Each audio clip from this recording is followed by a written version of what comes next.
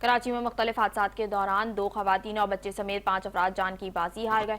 एक शख्स जख्मी भी हुआ। मलिक एंड के इलाके में खुदाई के दौरान इंसानी ढांचा निकल आया। मजीद तफसीलात इस्मान शाह की इस रिपोर्ट में।